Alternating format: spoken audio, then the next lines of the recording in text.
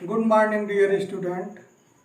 आज हम लोग इस वीडियो में कक्षा 9 गणित की प्रश्नावली 2.5 के क्वेश्चन नंबर 14 से लेकर के क्वेश्चन नंबर 16 तक का हल देखेंगे। तो चलिए बिना विलंब किए प्रश्न को देखते हैं। प्रश्न क्या कह रहा है?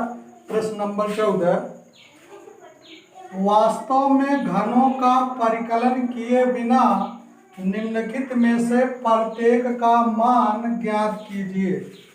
तो इस प्रश्न में, प्रश्न नंबर 14 में दो प्रश्न हैं।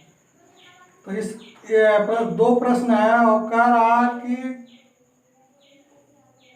घन किए बिना -12 और +7 का जो घन है +5 का जो घन है, घन किए बिना मतलब आपको घन नहीं करना, 7 × 7 × 7 ऐसे नहीं करना है, 5 × 5 × 5 ऐसे नहीं करना है, -12 × -12 × -12 ऐसे नहीं करना है। घनों का परिकलन किए बिना ही इसका मान निकालना है, मतलब सूत्र का प्रयोग करके इसका मान निकालना है। तो देखिए हम जानते हैं सूत्र, हम जानते हैं यदि a + b + c = 0, a + b + c = 0, तो होता है a³ + b³ + c³ = 3abc। ये सूत्र है। तो यहाँ पर a का मान -12 है, a बराबर -12, b बराबर 7 और c बराबर 5। अब हम देखेंगे इनको जोड़ने पर 0 आता है कि नहीं, यानी a + b + c मतलब -12 + 7 और +5। तो जोड़ेंगे -12 और 7 5 12 +12, यानी -12 और +12, ये दोनों हो गया 0, यानी a + b + c का मान 0 आया। तो अब हम क्या करेंगे, इसी पर ये सूत्र लगा देंगे, यानी -12 का क्यूब +7 का क्यूब +5 का क्यूब बराबर 3a की जगह -12 है, फिर 3ab, b की जगह पर 7 है और c की जगह पर 5 है। अब इनका आपस में गुणा करा देंगे, यानी 3 × -12 × 7 × 5। इनका जब आपस में गुणा करा देंगे तो गुणा कराने पर आएगा 12 × 3 = 36, -36 और 7 × 5 = 35। -36 में 35 का गुणा करा देंगे तो गुणा करने पर ये आ जाएगा -1260। ये रहा इसका मान, इस व्यंजक का मान निकल करके आया -1260।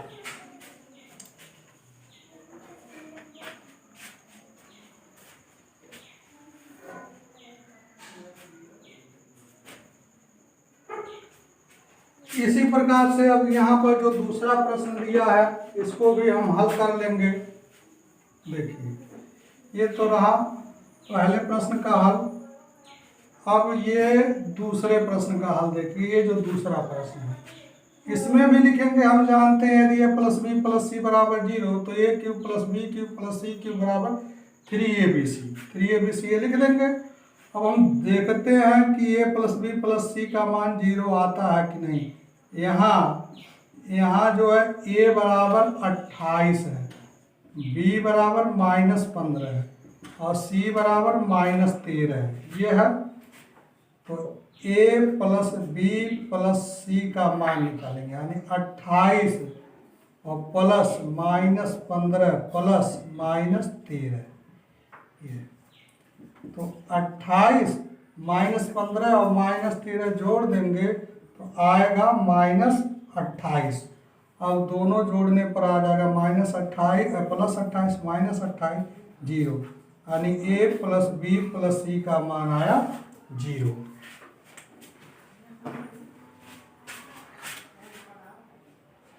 तो a प्लस बी प्लस सी का मान 0 आ गया।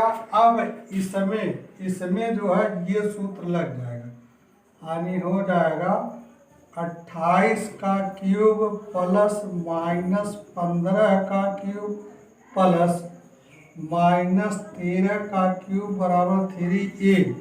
ए के जगह पर 28 3abc, यानी 3 गुणे 28 गुणे सी की जगह पर माइनस 15 और गुणे डी की जगह पर माइनस 13। अब इनका आपस में करा देना है गुणा। इनका आपस में गुणा करा देंगे। जब गुणा करा देंगे तो इस माइनस से ये माइनस हो जाएगा प्लस, और गुणा कराने पर रफ कार्य कर लेंगे, गुणा करा देंगे तो 16,380 आ जाएगा। ये रहा आंसर।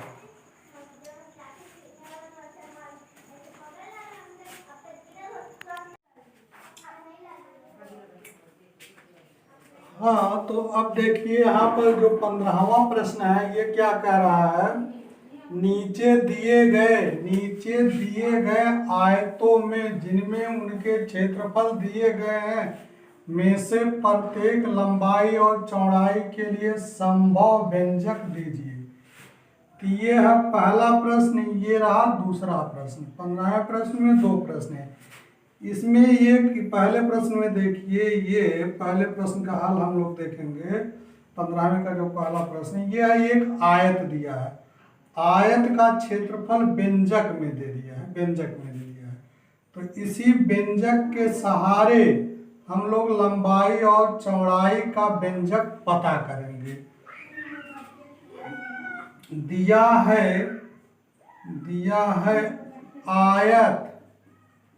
आयत का क्षेत्रफल बराबर 25 ए स्क्वायर माइनस 35 ए प्लस 12, ये दिया है आयत का क्षेत्रफल। हम लोग जानते हैं आयत का जो क्षेत्रफल होता है लंबाई गुणे चौड़ाई होता है, लंबाई गुणे चौड़ाई बराबर आयत का क्षेत्रफल होता है।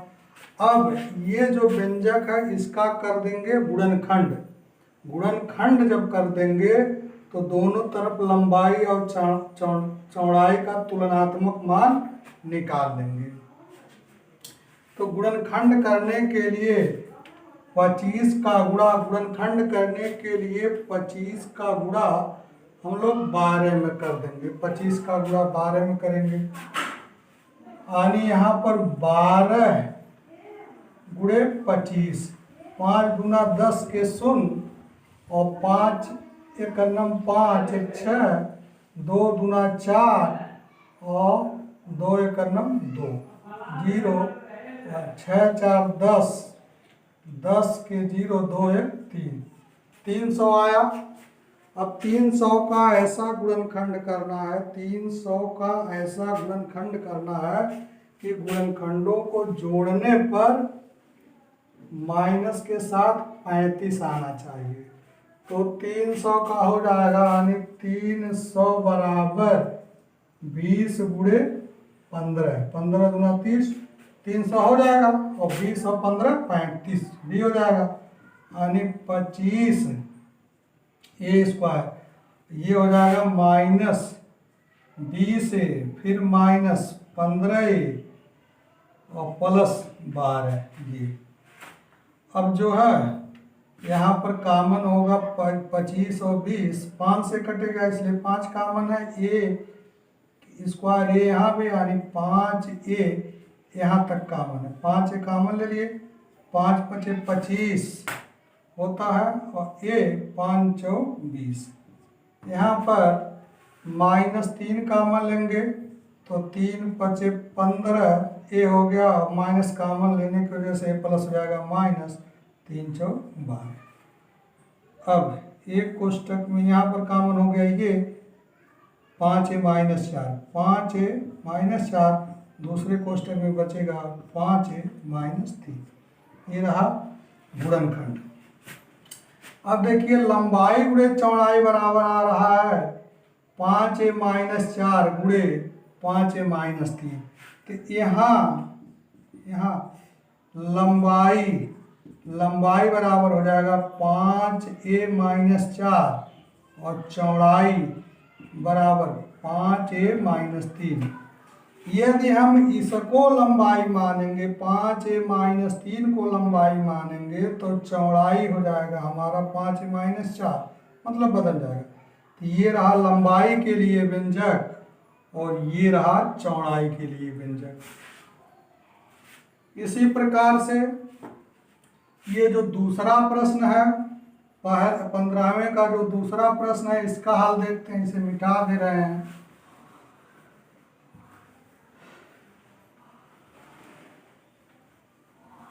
ये तो दिया है आयत का क्षेत्रफल 35y² प्लस 13y-12। ये आयत का क्षेत्रफल दिया है। हम जानते हैं आयत का क्षेत्रफल लंबाई गुणे चौड़ाई होता है। तो इसका करेंगे गुणनखंड। गुणनखंड करने के लिए क्वाड्रेटिक पॉलिनॉमियल है, मतलब द्विघात बहुपद है। तो इसका गुणनखंड करने के लिए हम a का c में गुणा कराते हैं, यानी 35 गुणे कर देंगे 12। 35 गुणे 12 करेंगे तो 2 5 10 के 0, 2 3 6 1 7, 1 5 5, 1 3 3, तो 0 7 5 12 के 2 3 4 आया 420। अब 420 का ऐसा गुणनखंड करना है कि जिनको जोड़ने या घटाने पर आना चाहिए 3। तो इसका हो जाएगा 420 का 28 गुणे 28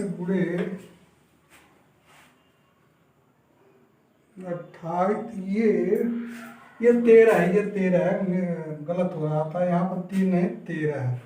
तो हम क्या कर देंगे, देखिए यहाँ पर 13 है तो ये 13 है। 28 गुणे 15 करेंगे तो 28 गुणे जब 15 करेंगे तो आ जाएगा हमारा 420। 420 आ जाएगा। अब 35y², यहाँ पर 28y माइनस 15y और माइनस 12। अब यहाँ से कॉमन हमारा होगा 35y² प्लस 28y में से कॉमन है 7 से कटेगा, यानी 7 से 35 भी कट जाएगा, 28 भी, y यहाँ भी है, यानी 7y कॉमन है। 7 5 35y और प्लस 7 4 28। यहाँ माइनस 3 कॉमन लेंगे तो 3 5 15, इस माइनस की वजह से ये माइनस प्लस हो, 3 4 12। तो ये यहाँ अब कॉमन होगा 5y प्लस 4, तो दूसरे कोष्टक में बचेगा 7y माइनस 3। ये रहा लंबाई और चौड़ाई, लंबाई गुणे चौड़ाई का मान, मतलब आयत का क्षेत्रफल गुणनखंड के रूप में बदल गया। तो अब लंबाई और चौड़ाई का दोनों तरफ तुलना जब करेंगे तो लंबाई बराबर आ जाएगा 5y प्लस 4, चौड़ाई बराबर 7y माइनस 3। इस प्रकार से यदि हम इसको लंबाई मानेंगे 7y माइनस 3 को लंबाई मानेंगे तो चौड़ाई ये 5y प्लस 4 हो जाएगा।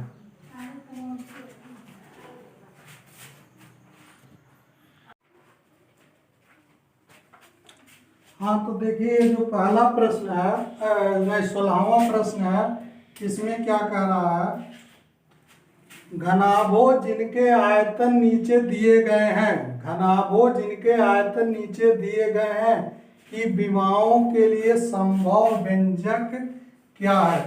तो जो घनाभ का आयतन होता है वो लंबाई गुणे चौड़ाई गुणे ऊंचाई होता है। विमाओं के लिए संभव व्यंजक क्या है, विमाओं का मतलब है यहाँ पर हमको लंबाई चौड़ाई और ऊंचाई का मान, लंबाई चौड़ाई और ऊंचाई का मान व्यंजक के रूप में ज्ञात करना है। तो चलिए देखिए ये हल है 16वें का हल। 16वें में 2 प्रश्न है, पहले का हल देखते हैं। ये तो दिया है घनाभ का आयतन, दिया है घनाभ का आयतन 3x² माइनस 12x। अब हम जानते हैं घनाभ का जो आयतन होता है वो लंबाई गुणे चौड़ाई गुणे ऊंचाई, यानी लंबाई गुणे चौड़ाई गुणे ऊंचाई बराबर 3x² माइनस 12x। अब इसका करेंगे गुणनखंड। गुणनखंड में यहाँ बहुत है तो 3x कॉमन है, 3x जब कॉमन ले लिए तो x और 3 चौक 12 ये। अब इसको हम ऐसे भी लिख सकते हैं 3 गुणे x गुणे x माइनस 4। अब इधर लंबाई गुणे चौड़ाई गुणे ऊंचाई है, यानी अगर लंबाई दोनों तरफ लंबाई का तुलना करें तो लंबाई की जगह पर देखिए 3 है, चौड़ाई की जगह पर देखिए x है, ऊंचाई की जगह पर x माइनस 4 है, यानी हो जाएगा लंबाई बराबर 3, चौड़ाई बराबर x और ऊंचाई बराबर x माइनस 4। यही रहा आंसर, यानी लंबाई चौड़ाई और ऊंचाई के लिए ये व्यंजक रहा। इसको आप बदल भी सकते हैं, यानी चौड़ाई की जगह भी आप जो है ये 3 लिख सकते हैं और लंबाई की जगह x लिख सकते हैं, इससे कोई दिक्कत नहीं है।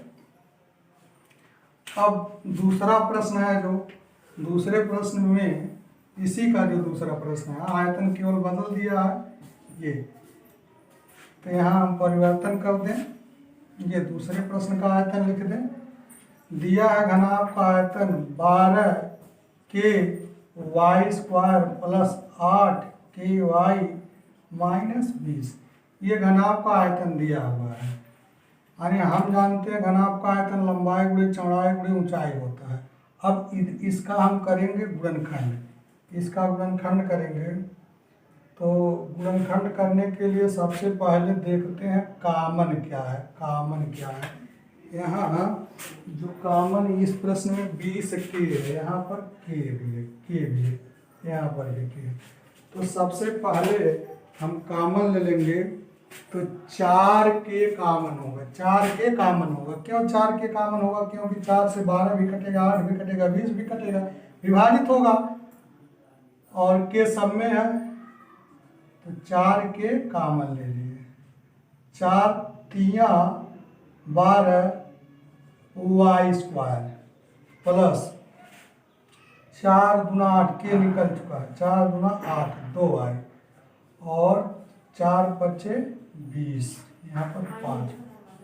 अब क्या करना, अंदर द्विघात बहुपद बन गया, इसका हमको गुणनखंड करना है। तो इसका गुणनखंड करने के लिए हम पहले 3 का गुणा 5 में कराएंगे।